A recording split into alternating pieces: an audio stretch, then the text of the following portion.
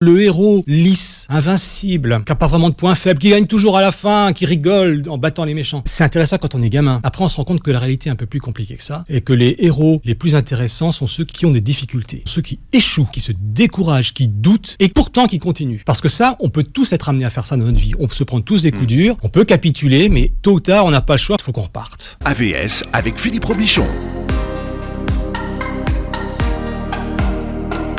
AVS, ça veut dire à votre santé. Bonjour et bienvenue à tous. Ce matin, ça va être à vos super-héros avec mon invité. Il s'appelle Jean-François Marmion. Si j'enlève le Jean, il va vous en manquer un bout. Ce serait dommage. Exactement. Vous êtes psychologue de formation, vous êtes journaliste scientifique et depuis plusieurs années, vous êtes spécialisé dans la vulgarisation de la psychologie que vous abordez de manière ludique à travers des livres, beaucoup de livres d'ailleurs. Et vous publiez Psychopop, une plongée déconnante dans la psychologie des héros et anti-héros aux éditions de Bock. Et la connerie, ça vous connaît.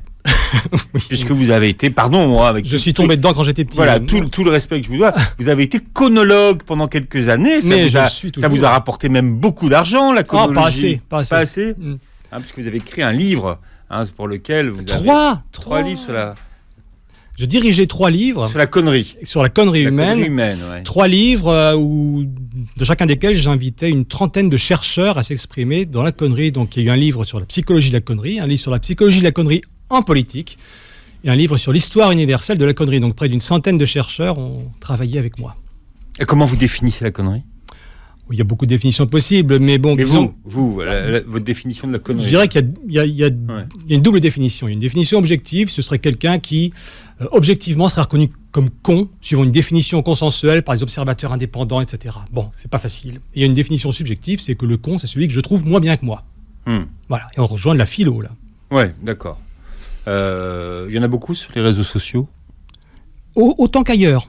À mon avis, pas plus, mais comme partout ailleurs, on braque davantage notre attention sur ceux qu'on trouve les plus cons, ceux qui provoquent le plus de colère, le plus d'émotions négatives en nous, et on a tendance à occulter le reste, ce qui est bien dommage. Mais je ne pense pas qu'il y en ait proportionnellement plus sur les réseaux sociaux qu'ailleurs. Simplement, on les voit bien, surtout si on veut voir que cela. Ils sont visibles, en fait. Mais finalement, la connerie, comme vous dites, c'est pas l'ignorance, hein. Non, il y a des cons très cultivés et très intelligents. C'est plutôt ce qu'en philosophie, on appelait le contraire de la sagesse, c'est-à-dire la folie, avant que la folie devienne un terme confisqué par la psychiatrie. Le fou, c'était l'insensé, c'est celui qui n'avait pas le sens commun, c'était celui qui était le plus éloigné de la sagesse. Le but de la philo, c'était d'être le moins fou possible et le plus sage possible. Alors, dans votre nouveau livre qui s'appelle Psychopop, vous êtes parti de troubles psy, et que vous illustrez avec des figures de la culture pop. Pour tout le monde, qu'est-ce que vous appelez la culture pop ? C'est large, hein ? C'est large, c'est comme la connerie, il y a beaucoup de définitions possibles. Disons que la culture pop, c'est peut-être quelque chose qui est connu par le plus grand nombre, et qui touche le plus grand nombre. C'est-à-dire, pour moi, c'est pas seulement quelque chose que tout le monde connaît, c'est quelque chose qui touche des émotions universelles. Je vous donne un exemple. Pas plus tard qu'hier, par hasard, je suis tombé sur Internet sur un mec d'une vingtaine d'années qui écoutait pour la première fois Let It Be des Beatles. Et visiblement, d'habitude, il écoute du rap. Donc, il a écouté ça pour la première fois, et au milieu de la chanson, il a arrêté sa vidéo parce qu'il s'est mis à pleurer. C'est-à-dire que la chanson n'avait rien pour lui parler à l'origine, mais dedans, il y a quelque chose qui relève de l'acceptation, justement, de la douleur, d'un deuil. Et on a tous connu ça. Donc ça, c'est un bon exemple de la culture pop. C'est culturel, tout le monde connaît, et ça franchit les époques et aussi les continents. Il y a un truc universel. C'est un standard. Les Beatles sont assez présents, d'ailleurs, dans votre livre, à travers certains personnages. Et une personnage de méchante, d'ailleurs. Oui, Yoko Ono. Qui est Yoko Ono. Oui. Donc, vous vous intéressez donc à travers la culture pop. Donc, il y a des chansons, il y a des artistes, il y a des stars, il y a des youtubeurs, il y a des gens de la télé-réalité. Il y a des gens des comics, ce qu'on appelle des super-héros, des acteurs, enfin voilà. Des chanteurs, oui, un peu de tout. Ouais, pas trop de sportifs, quand même. Non, pas beaucoup. Mais bon, en tout cas... On peut considérer que ça fait partie de la culture pop aussi. Peut-être que Zidane ou Mbappé font partie de la culture pop. Mais je suis parti plutôt d'héros de fiction. Je vous disais, quand vous êtes arrivé, que je trouvais que c'était une super idée. Elle n'est pas de vous. Non, elle n'est pas de moi. On vous a vendu le projet. On me l'a donné. On vous l'a donné. Et vous vous en êtes emparé. Et vous me dites que c'était un genre, puisque par exemple, certains des super-héros ont fait l'objet de livres où on s'est intéressé déjà à leur profil psychologique. Oui, Batman notamment, hein. Il y a des bouquins sur Batman, et de la part de psychologues, aussi de la part de philosophes. Il y a énormément de bouquins sur Star Wars, sur Harry Potter, j'en ai commis moi-même quelques-uns. Donc c'est dans l'air du temps, quoi. Il y a une espèce de reconnaissance de la culture pop qui n'intéresse plus seulement de façon cynique des consommateurs, non, mais vraiment des gens qui réfléchissent là-dessus, parce qu'ils en consomment eux aussi, quoi. Les gens qui écrivent sur culture pop, c'est pas des intellectuels dans leur tour d'ivoire qui regardent ça de haut, ils adorent ça. Ce que je vous disais, c'est que dans les séminaires aujourd'hui, dans les formations, dans les rendez-vous où on fait du dev perso, du développement personnel, aujourd'hui, on vous demande de choisir quel est votre super-héros, auprès de qui vous vous reconnaissez en fait. Voyez, donc ça aussi, c'est quelque chose qui fonctionne aujourd'hui. Oui, c'est pas la même chose de se reconnaître, je sais pas, dans Wonder Woman ou dans Peter Parker, un Spider-Man, ou dans les Fantastiques, ça dépend lequel, Peter Parker d'ailleurs. Il y a plusieurs Peter Parker, évidemment, mais il y en a plusieurs. Donc je parle du Peter Parker historique, celui qui a dominé la scène depuis 1962. Ah, pas l'usurpateur. Non, il y en a plusieurs maintenant, c'est un multivers, il y a plusieurs Spider-Man, pourquoi pas. Ça renouvelle le genre, ça évite aux pauvres scénaristes de tourner en rond depuis des décennies. Mais qu'est-ce que le héros ? Alors, le héros de fiction, parce que finalement, ces gens-là, on ne les connaît pas forcément. Hein. Qu'est-ce que le héros auquel on va s'identifier, qu'on va aimer, dont on va être fan, dit de nous ?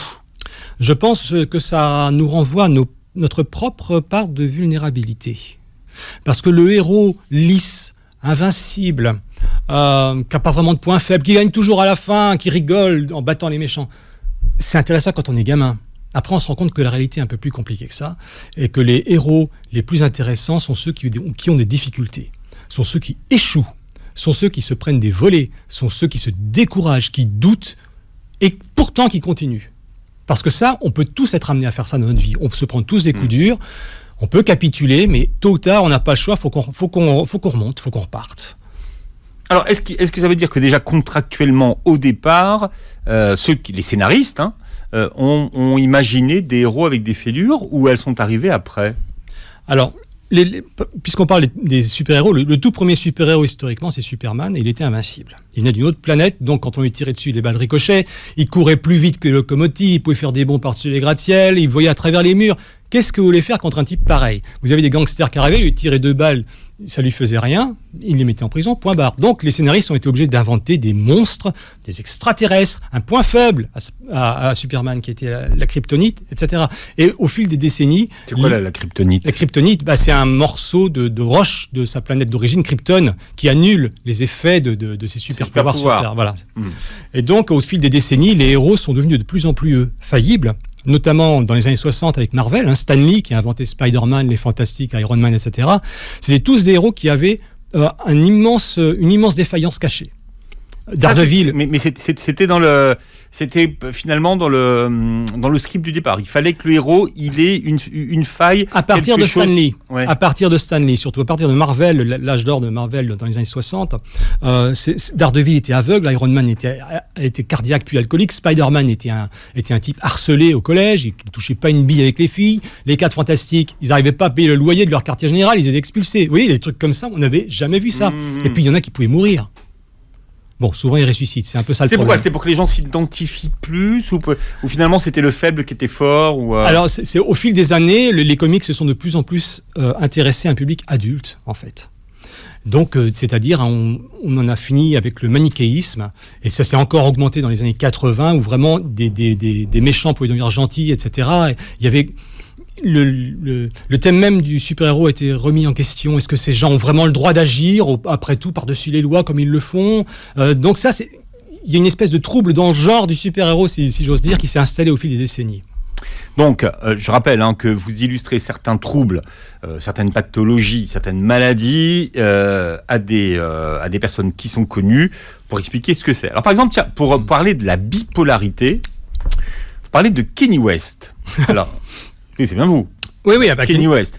Alors, Kanye West est-il bipolaire, comme le dit Kim Kardashian, puisque celle qui a parlé le plus de sa bipolarité, c'est Kim Kardashian en disant « Soyez indulgents, il est bipolaire ». Alors déjà, la bipolarité, avant on n'appelait pas ça la bipolarité.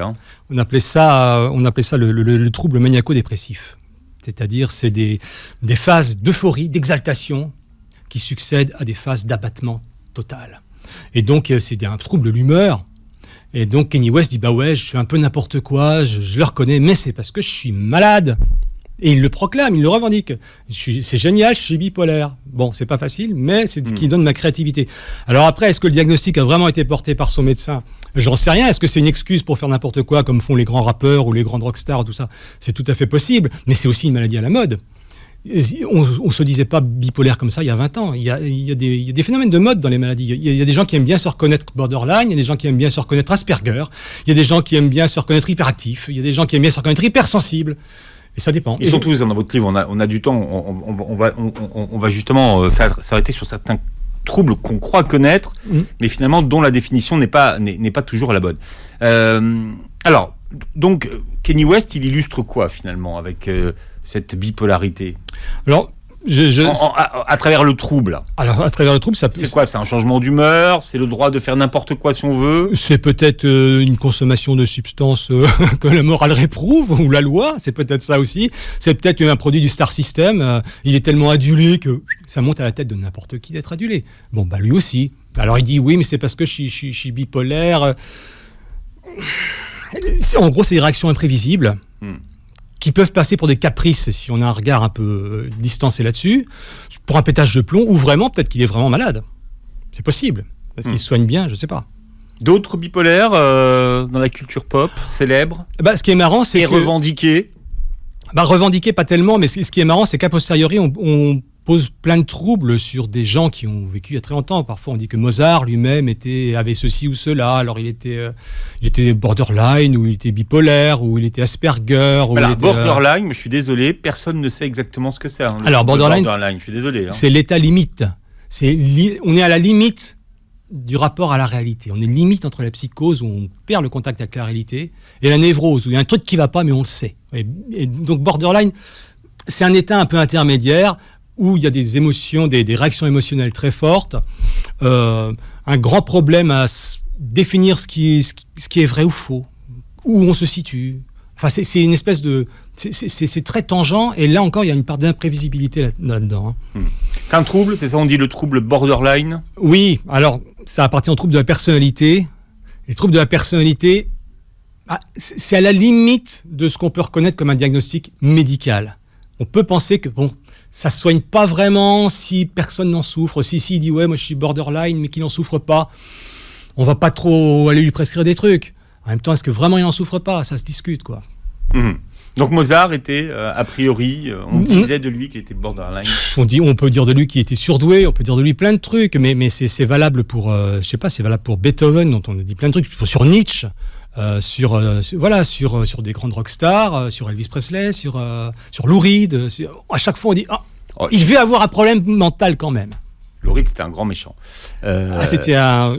On en parlera. Il avait une belle personnalité. On en parlera. Il avait une belle personnalité. Et j'imagine qu'Elvis Presley avait des troubles peut-être du comportement alimentaire. Alors, à la fin de sa vie, oui, certainement. Vu qu'il passait son temps à se gaver, mais il était aussi victime d'une cour de médecins qui lui prescrivaient absolument ce qu'il voulait. Donc, il prenait un truc pour dormir, paf, il dormait dans le quart d'heure. Après, on lui a injecté un truc pour qu'il se réveille, qu'il monte sur scène, paf, il se réveille. On voit ça très bien dans le film qui avait été consacré. Et c'est ça qui l'a tué. Le cœur faisait n'importe quoi. En plus, il bouffait n'importe comment. Donc, voilà. Avec Jean-François Marmion qui est avec nous aujourd'hui. On n'a pas cité l'illustrateur de votre livre qui s'appelle Kurt. Super intéressant. Vous publiez Psychopop, une plongée déconnante dans la psychologie des héros et des anti-héros. On parlait tout à l'heure de Michael Jackson, mais en antenne, on nous disait qu'on ne savait pas si c'est parce que Kanye West faisait beaucoup de mélanges qu'il était bipolaire, ou s'il était parce qu'il était bipolaire qu'il faisait des mélanges. Alors qui a pondu la poule ? Oui, exactement, c'est le problème de l'œuf ou la poule. L'œuf, pardon, excusez-moi.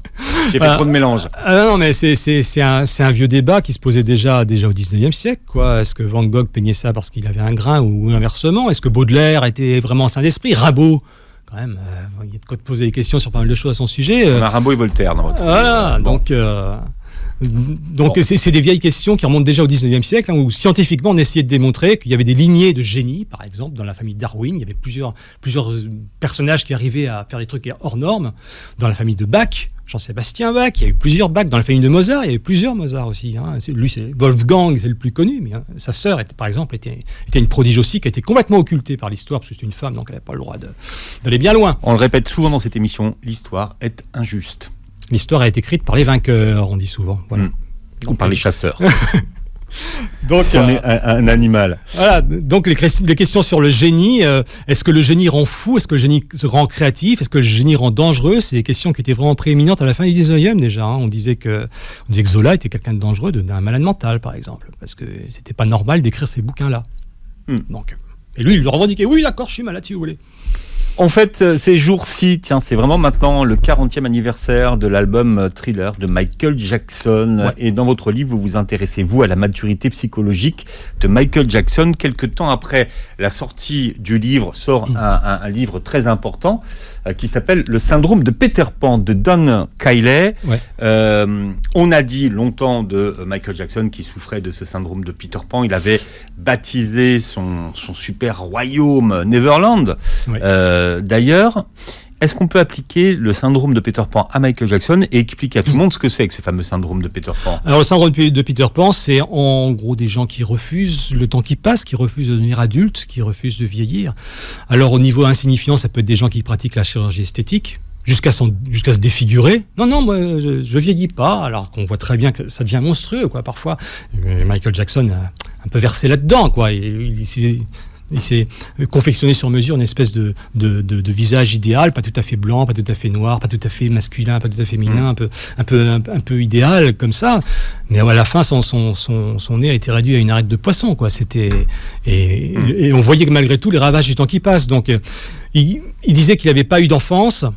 Qu'il n'avait pas eu d'adolescence parce que ce qui est vrai, ce qui est vrai parce qu'il travaillait très tôt, depuis l'âge de 5 ans, ils étaient papa, il les mettait travaillaient comme des esclaves, les Jackson 5, oui, bien sûr, et donc en quelque sorte il aurait rattrapé le temps perdu en devenant adulte et en devenant fabuleusement riche et fabuleusement admiré, et donc il s'est fait construire la propriété de ses rêves, une espèce de pays féerique où il emmenait les autres enfants pour dire je serai enfant avec les autres enfants.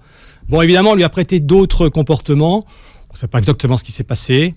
J'espère qu'il ne s'est rien passé, mais bon, voilà. Mais en psychologie, ça existe vraiment, ce syndrome de Peter Pan ? C'est quand même discuté comme concept, faut le dire. Oui, c'est discuté. Disons que ça fait partie de ces syndromes qui sont discutés parce que ça donne une inspiration, quoi. C'est vrai que c'est intéressant de voir des gens comme Michael Jackson à travers cette explication-là. Cela dit, c'est pas reconnu par les classifications psychiatriques. C'est pour ça que je vous disais que voilà, pour l'instant, on en est encore 40 ans après la découverte et la conceptualisation. Ouais, voilà. Pas la découverte, la conceptualisation. Un type qui a dit tiens, ça devrait exister. Mais il n'y a pas eu suffisamment d'études pour le prouver. Il y a autre chose qui existe à travers le cinéma, ce qu'on avait appelé le syndrome des Tanguy. Alors aujourd'hui, c'est devenu un peu les adolescents. Oui. Ces adultes qui quittent pas leurs parents et qui restent adolescents. Aujourd'hui, ils font de la trottinette. Ils ont des casques sur la tête. Ils jouent à des jeux en ligne. Oui, alors on peut dire qu'ils ont gardé une part d'enfance, ce qui n'est jamais bien grave, au contraire. C'est plutôt grave de ne plus être enfant du tout. Mais je pense que le regard sur les Tanguy a changé, parce que lorsque le film d'Étienne Châtilliez est sorti, c'était marrant de voir ce trentenaire, ce grand dadé qui continuait à être le boulet de ses parents, qui ne demandait pas mieux que qui vive sa vie, puis lui, non. C'est presque un vaudeville, quoi. Il y a un côté comme ça, une comédie familiale. Le problème, c'est qu'il y a de plus en plus de Tanguy aujourd'hui, mais malgré eux, des gens qui ne peuvent pas partir, ou qui sont obligés pour des raisons économiques. Pour des raisons économiques, qui sont obligés de revenir parfois à 50 ans chez papa, maman, parce que ils n'ont pas le choix. C'est pas qu'ils sont nuls, c'est pas qu'ils ont échoué, c'est parce qu'ils ont tellement de bâtons dans les roues que ils sont les premiers à souffrir. Donc c'est plus le Tanguy d'origine, c'est le Tanguy malgré lui. Alors, vous dites que finalement, aujourd'hui, il y a d'autres antidotes et le contraire du syndrome de Peter Pan, c'est Poupette, la grand-mère de Sophie Marceau dans La Boum, qui, elle, est physiquement, elle fait son âge, octogénaire, mais qui est jeune dans sa tête. Voilà. Alors ça, c'est pas le syndrome de Peter Pan, c'est pas quelqu'un qui refuse de vieillir. Poupette, elle se met pas une robe rose et puis un body au-dessus du nombril pour dire regardez, je suis jeune. C'est pas ça. Elle se balade pas en roller comme sa petite fille. Simplement, dans sa tête, elle est restée jeune. Ouais, parce qu'elle est restée curieuse, elle est restée amoureuse, elle est restée drôle, elle est restée soucieuse de ce que vivent les jeunes générations. Donc ça, c'est pas le syndrome de Peter Pan du tout. C'est quelqu'un qui reste authentiquement jeune dans sa tête. C'est pas si fréquent autour de nous. Alors il y a un mot qu'on arrive assez mal à définir et dont on qualifie des gens qui ne sont pas, c'est le mot schizophrène. Ah oui. Alors en psy, qu'est-ce que c'est quelque chose de quelqu'un de schizophrène et qu'est-ce qu'il n'est pas aussi? Alors ce qu'il n'est pas, c'est quelqu'un qui a une double personnalité. C'est quelqu'un qui est Dr Jekyll le jour et Mr Hyde la nuit. C'est le brave type qui la nuit va tuer quelqu'un. C'est pas ça un schizophrène. C'est pas quelqu'un qui est entre deux pôles. C'est quelqu'un plutôt qui a du mal à rester scotché à la réalité, c'est-à-dire qu'il peut entendre des hallucinations, voir des hallucinations, il peut entendre des voix, il peut avoir des choses comme ça. Mais il y a aussi... C'est pas quelqu'un qui a deux personnalités. Non. Souvent on dit, il est schizo, il a une double personnalité. Non, il peut entendre des voix, il y a des choses qui vont pas. Ou alors il y a d'autres types de symptômes qui sont la dépression, ou quelqu'un qui est complètement avachi, qui a plus une once d'énergie. Ça peut être de la schizophrénie aussi. Le problème de la schizophrénie, c'est qu'aucun de ces symptômes n'est propre à la schizophrénie. Tous les symptômes que vous trouvez dans la schizophrénie, on peut les trouver ailleurs. Donc le diagnostic est très difficile, au point qu'il y a maintenant même des psychiatres qui parlent de schizophrénie au pluriel. Ou il y en a même qui disent qu'il ne faut plus appeler ça la schizophrénie, parce qu'il y a tellement justement de clichés négatifs qui sont attachés aux schizophrènes que les intéressés, les patients disent non mais attendez, je ne veux plus qu'on parle de moi comme d'un schizophrène, je ne suis pas ce que vous imaginez. Et le problème, c'est que dans le domaine public, si je puis dire, c'est-à-dire dans le langage courant, schizophrène, c'est devenu celui qui a une double personnalité et qui est un assassin potentiel, alors que les schizophrènes sont avant tout dangereux pour eux-mêmes. C'est chez eux qu'on trouve un taux de suicide hallucinant. Autodestruction. Absolument. Alors, dans la culture pop, qui illustre la schizophrénie bien? Alors, moi, dans le livre, j'ai choisi quelqu'un qui est dans Fight Club. On peut pas le dire pour pas spoiler. Je peux pas trop en dire. Disons qu'il y a une thématique de la schizophrénie dans Fight Club. Enfin, quelqu'un dont on suit le parcours et puis on s'aperçoit au bout d'un moment qu'il est pas du tout ce qu'on croyait. C'est Edward Norton de mémoire. Oui, voilà. Ouais. Voilà. Mais bon, on va pas en dire plus. Mais qui est à la fois un bon psychopathe et un bon schizophrène au cinéma. Il y a un bon Hulk. Enfin non, un mauvais Hulk. Il est Hulk aussi. Il a été Hulk. Rappelez-vous que c'était planté, c'est vrai. Cet épisode de Hulk. Ouais. Donc il y a lui. Il faut revoir Fight Club si vous l'avez jamais vu. C'est Fincher, c'est ça? Oui, c'est ça. David Fincher avec Brad Pitt. Exactement. De mémoire. Ouais, c'est ça. Très bon film. Il a quoi, une trentaine d'années maintenant? Oh. Si. 25, à peu près. Ouais, c'est les années 90. Enfin, les années 90, je pense, oui. Ouais, Fight Club. Revoyez ça, vous allez voir, c'est un excellent pour Edward Norton. Alors, la schizophrénie, d'autres troubles que vous évoquez qui sont assez mal définis, c'est les paranos. Alors souvent, on dit de quelqu'un, oh là là, lui, il est parano. Dans votre livre, vous prenez l'exemple d'un parano assumé et contrôlé. Salvador Dali, voilà. Ouais. Lui, il fout du chocolat là. Par exemple, le parano, on croit toujours que c'est quelqu'un qui est persuadé que tout le monde lui en veut. Bon, évidemment, ça peut arriver que le parano soit comme ça, mais le parano, c'est quelqu'un qui construit sa propre logique parallèle à la réalité et qui est tout à fait cohérente. C'est très difficile de convaincre, de prendre un paranoïaque en défaut, quoi. Il a réponse à tout. Sa logique est tellement remarquable qu'elle est quasiment inattaquable. Il n'y a qu'un problème, c'est qu'elle ne colle pas à la réalité, quoi. Et Dali avait très bien repéré ça chez lui. Il en a joué. C'est-à-dire qu'il a inventé la méthode paranoïaque critique. Il disait lui-même qu'il ne savait pas en quoi ça consistait, mais enfin, c'est ce qu'il appliquait. C'était une espèce d'observation de ses propres délires et de mise en scène de ces délires, à la fois dans son personnage public et dans ses œuvres.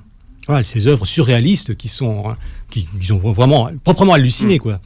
Et en même temps, son personnage public, il savait très bien en jouer, hein, il en rajoutait un petit peu aussi. Alors c'est une super idée, j'ai pris un plaisir monstre à lire le livre de mon invité Jean-François Marmion qui s'appelle Psychopop, une plongée déconnante dans la psychologie des héros et des anti-héros. Il prend des pathologies, puisque vous êtes psy à l'origine, vous êtes soigné, et maintenant vous écrivez des livres, et vous prenez des pathologies, des troubles, et vous les illustrez par des personnages de la culture pop, que ce soit des personnes qui existent vraiment, des chanteurs, des acteurs, mais aussi ça peut être des super-héros, des héros de séries, par exemple Game of Thrones, Big Bang Theory, enfin beaucoup de séries que vous interrogez. Alors on parlait tout à l'heure des paranos, on vous a laissé le temps d'une page de publicité qui était toujours très courte, comme vous avez pu le constater sur Beurre FM, parce que vous avez laissé largement de trouver des paranos. Oui.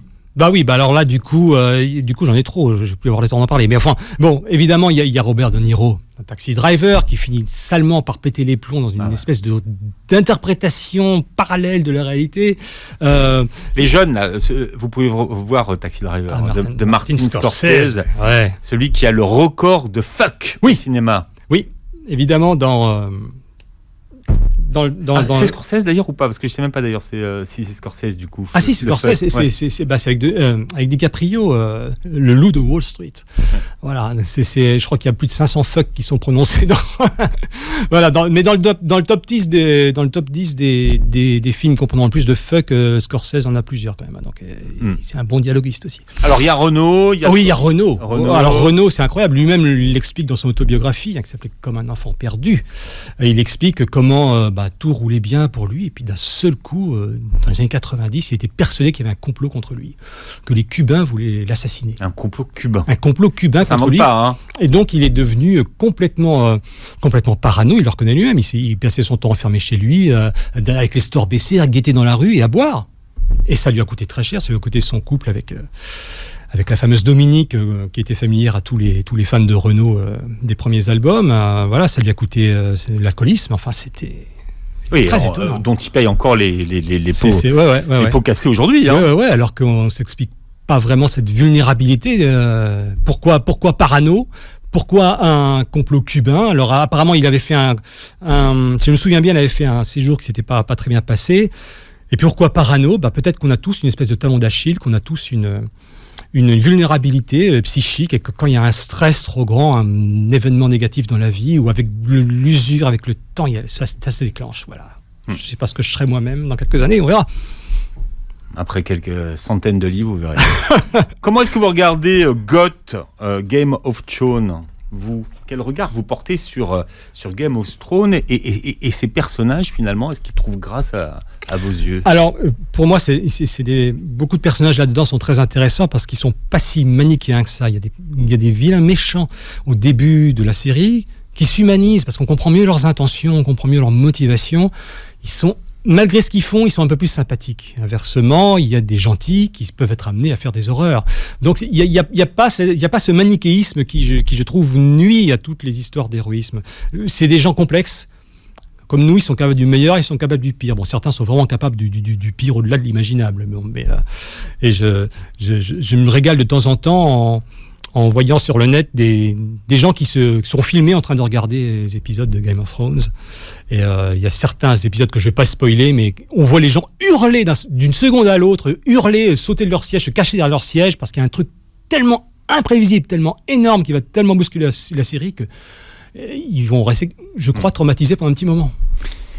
Alors il y a un méchant qui réunit 4 ingrédients, c'est le Joker. Le Joker réunit la tétrade noire de la personnalité. Alors qu'est-ce qu'il y a dedans? Alors dedans, il y a 4 ingrédients qui sont séparément horribles, mais alors les 4 en même temps, je vous explique pas. Donc il y a la psychopathie, c'est-à-dire quelqu'un qui est complètement insensible aux émotions des autres.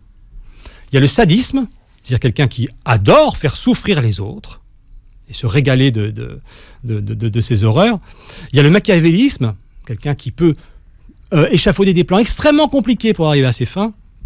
Et il y a le narcissisme, parce qu'en plus, il est très content de lui. Voilà. Et donc le Joker... Mais toutes les versions du Joker ont eu ces 4 ingrédients? Non. Ou c'est la dernière version du Joker? Non, c'est vraiment au fil des décennies. Le Joker existe depuis les tout débuts de Batman, 1940, je crois. 40 ou 41, le Joker est apparu. Enfin, très tôt. Et au début, c'était une espèce de clown, quoi. C'était un plaisantin sympathique, habillé de façon marrante, un gangster qui lançait des gaz avec sa petite fleur à la boutonnière, qui joue des bons tours. Et puis au fil des décennies, c'est devenu un clown sadique. C'est quand même un type qui a tué Robin, l'acolyte de Batman, enfin un des Robins, il a tué le deuxième Robin, à coup de barre de fer. Ensuite, le mec n'était pas tout à fait mort, il l'a enfermé dans un entrepôt, il l'a fait sauter. Alors là, wow, qu'est-ce qui se passe ? En plus, dans les années 88, il a tiré sur Barbara Gordon, qui était une acolyte de Batman, et qui s'est retrouvée pendant des décennies dans un fauteuil roulant. Bref, le type est devenu franchement inquiétant. Et nouvelle métamorphose. Alors là, depuis qu'il a été incarné par Joaquin Phoenix au cinéma, il devient une espèce de revendication. Un peu le mec un peu paumé, mais qui réagit contre le système, contre les inégalités. Oui, parce que ça explique finalement pourquoi il devient comme ça. Oui, c'est-à-dire le fait d'avoir été battu. Voilà, dans le film, c'est une victime. Hein, ouais, très clairement, il est même handicapé, et il peut pas s'empêcher de rire au plus mauvais moment, mais c'est parce qu'il y a vraiment un truc neurologique qui le pousse à le faire. Et donc il devient clown pour se venger d'une société qui refuse les gens comme lui. Et du coup, il y a plein de spectateurs qui se reconnaissent en lui. Et donc le Joker est en train de devenir une espèce de héros. Il y a même une série qui se passe dans un monde parallèle. C'est pas vraiment le monde de la continuité de Batman, mais c'est quand même une série de Batman où le Joker guérit. Il devient gentil, et on s'aperçoit que c'est Batman le méchant, parce que c'est Batman qui agit, qui fait le bien et le mal, qui décrète qui doit aller en prison ou qui ne doit pas, indépendamment de la police, indépendamment des lois. Il a ses propres lois, il fait des dégâts en se battant. Bref, le Joker devient le gentil. Donc il y a toutes sortes d'interprétations possibles du Joker, depuis le simple clown jusqu'au clown sadique, le tueur, jusqu'au type qui a créé Harley Quinn, et puis qui l'a lâché comme une chaussette après une histoire d'amour unilatérale, on va dire. Voilà. Alors on va s'intéresser aux psychopathes, et c'est vrai que les personnages de psychopathes, c'est bien incarné, en tout cas ils ont souvent du succès à l'écran. C'est quoi la différence entre un psychopathe et un sociopathe déjà ? Alors le sociopathe, il est pas très à l'aise avec les autres, avec les émotions des autres, avec la société, mais enfin il peut donner illusion, quoi. Il s'intègre quand même d'une façon ou d'une autre, il réagit à la société. Le psychopathe, il est vraiment vraiment en dehors, quoi. C'est une espèce de spectateur de tout ça, du spectateur des êtres humains. Il n'a pas d'empathie. Il s'intéresse pas à ce que les gens ressentent. Il s'intéresse pas à ce qu'il provoque chez les autres. Il y a que ses buts à lui qui comptent. C'est pour ça que c'est un méchant redoutable, parce qu'il connaît pas la pitié. Et s'il est machiavélique, il va jusqu'au bout de son truc. Alors quels sont les psychopathes assumés de la culture pop ? Assumés, il y en a deux grands.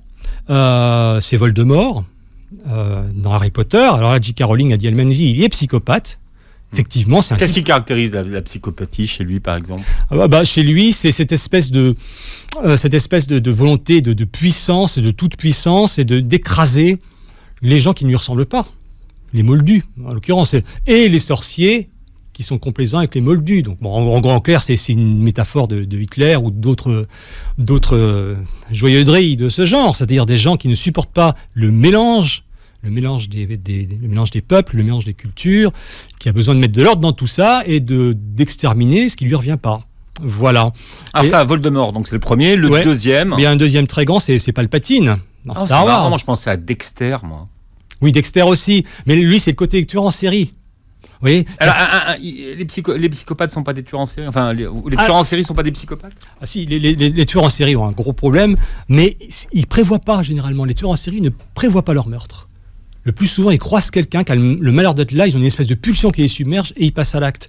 Tandis que le psychopathe machiavélique, lui, il est capable de prévoir des plans des années à l'avance, comme ce qu'a fait Palpatine dans Star Wars, un plan qui dure des décennies et qu'il mène à bien justement parce que il est capable de deviner les réactions des autres, il est capable d'anticiper ce que vont faire les autres. C'est un extraordinaire joueur d'échecs, mais il se fout complètement de ce que les autres ressentent. C'est des pions. C'était Star Wars. C'est Star Wars. Ouais. C'est littéralement des pions. Donc un pion, ça n'a pas d'émotion. Et ça se manipule à notre guise. Alors, pour illustrer l'hyperactivité, vous faites appel à Louis de Funès. Est-ce qu'il était vraiment hyperactif ? Non. Là, je biaise un peu. Pour illustrer. Voilà. Disons que le cliché qu'on a de l'hyperactif, c'est un peu un de Funès. C'est quelqu'un qui saute partout, qui est hyper nerveux et tout ça. Alors, pas du tout. L'hyperactif, c'est quelqu'un qui a avant tout un problème de concentration, un problème d'attention. Et de là peut découler, mais c'est pas obligatoire, peut découler une hyperactivité. Il tient pas en place, il fait 36 trucs.